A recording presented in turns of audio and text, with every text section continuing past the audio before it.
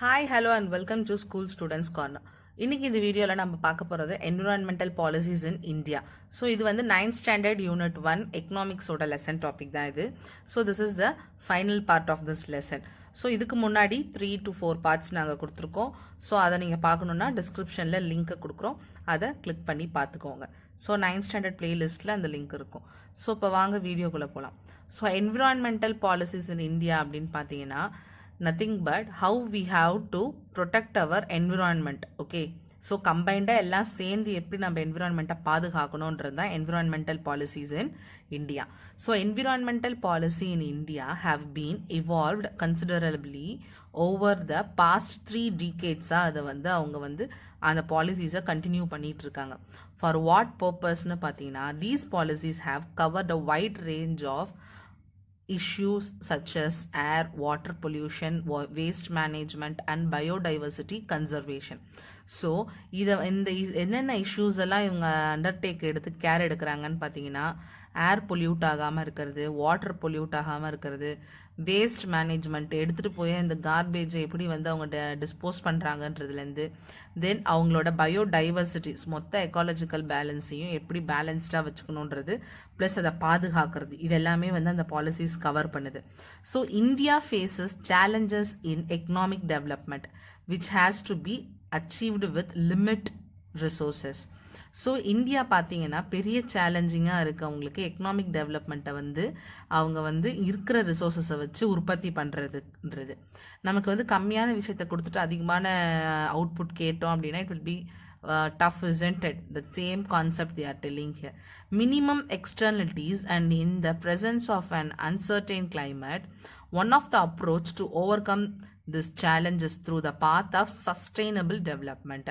So இந்த சேலஞ்சஸை நம்ம over come பண்ணணும்னா, அதாவது நம்மக்கிட்ட வந்து ரிசோர்ஸஸ் லிமிட்டாக இருக்கும் போது நம்ம அதை ஓவர் கம் பண்ணணும்னா we have to follow the sustainable development. Sustainable development என்னன்னா இருக்கிற அந்த டைம் பீயிங்க்கு மட்டும் இருக்கிறது எல்லாத்தையும் யூஸ் பண்ணாமல் கண்டினியூஸ் ஃபார் அவர் ஃப்யூச்சர் ஜென்ரேஷனுக்கும் நம்ம அதை வந்து நிலையாக தக்க வச்சு அதை நம்ம கொண்டு வரணும்.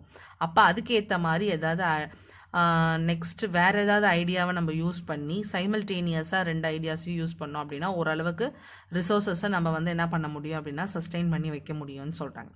The Supreme Court of India has interpreted and introduced new change in environmental projection through a series of direction and judgment.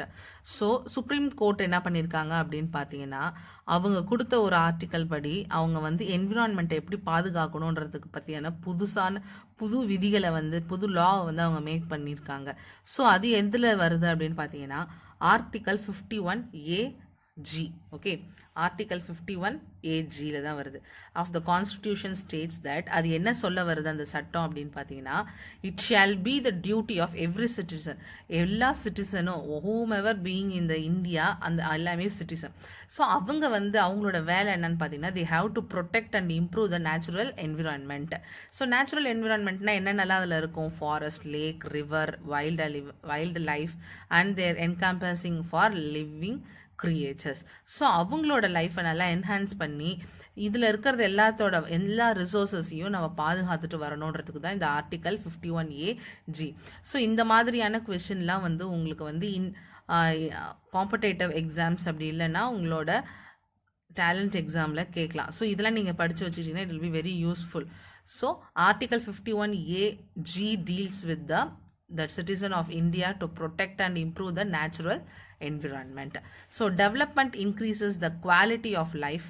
This means that people will have high income, better education, better health and nutrition, less poverty and more equality of the opportunity.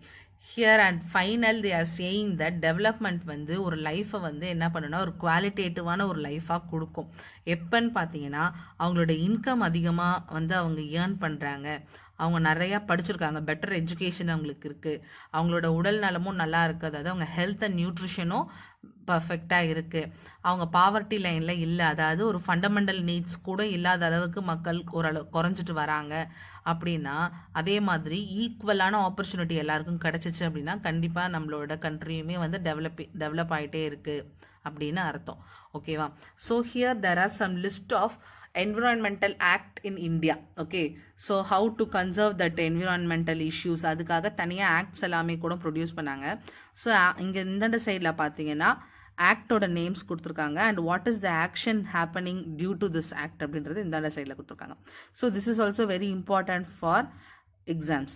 So national green tribunal act 2010, அதாவது 2010 பார்த்தீங்க அப்படின்னா environmental protection and conservation of forest and other natural resources. So சுற்றுச்சூழலை பாதுகாக்கிறது, ஃபாரஸ்ட்டையும் natural ரிசோர்ஸஸையும் பாதுகாத்து சேமித்து வைக்கிறது.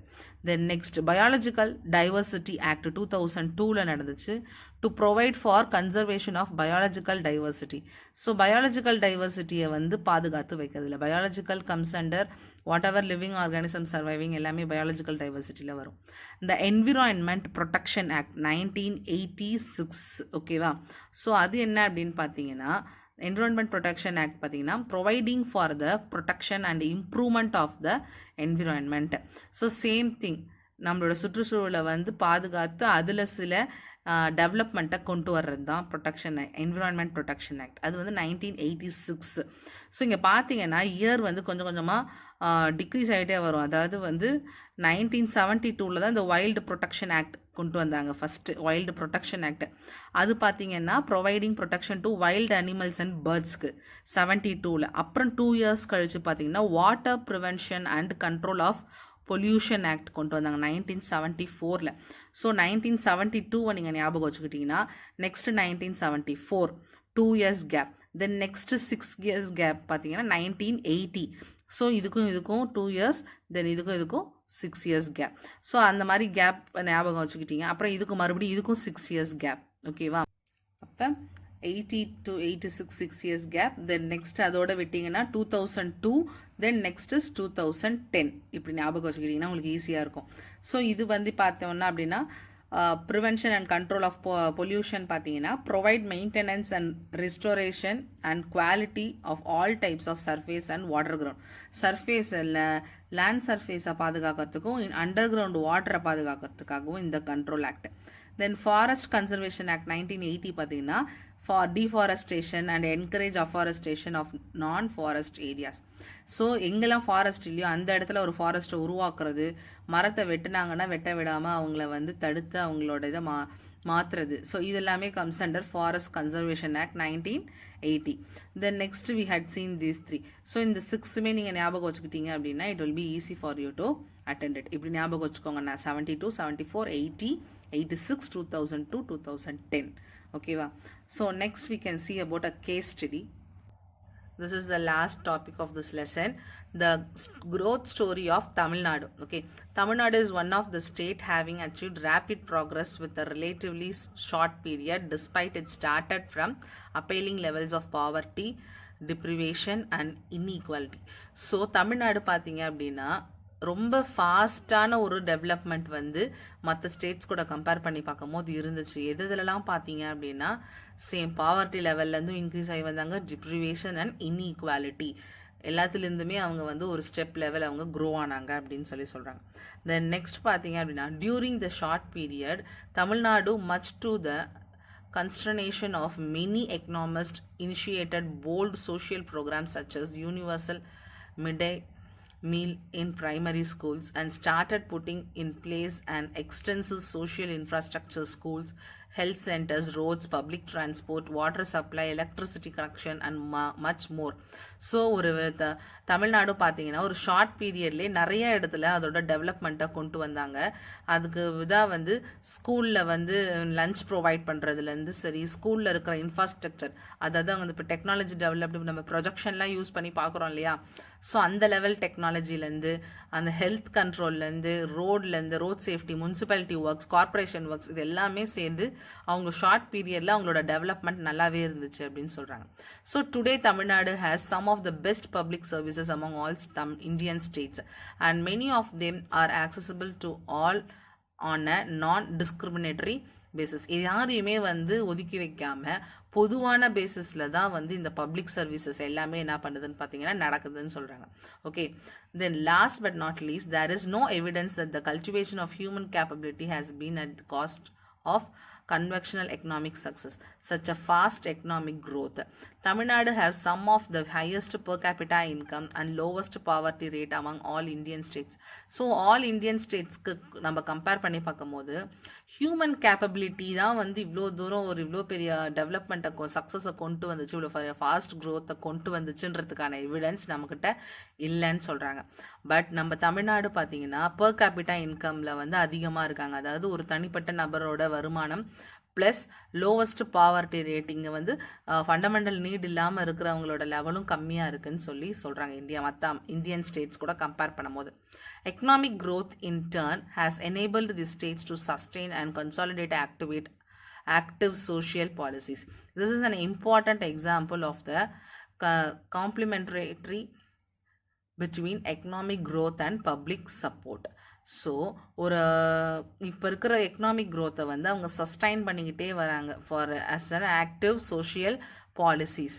ஸோ நிறைய பாலிசிஸை இன்ட்ரடியூஸ் பண்ணி அவங்க எக்கனாமிக் க்ரோத்தை வந்து தக்க வச்சுக்கிட்டே வராங்க இப்போ வரைக்கும் அப்படின்னு சொல்கிறாங்க. இதுதான் வந்து முக்கியமான விஷயமா இருக்குது. பப்ளிக்கோட சப்போர்ட் ப்ளஸ் எக்கனாமிக் க்ரோத் ரெண்டுமே வந்து நல்ல அளவில் போயிட்டே இருந்தால் தான் ஒரு டெவலப்மெண்ட் கிடைக்கும்னு சொல்கிறாங்க.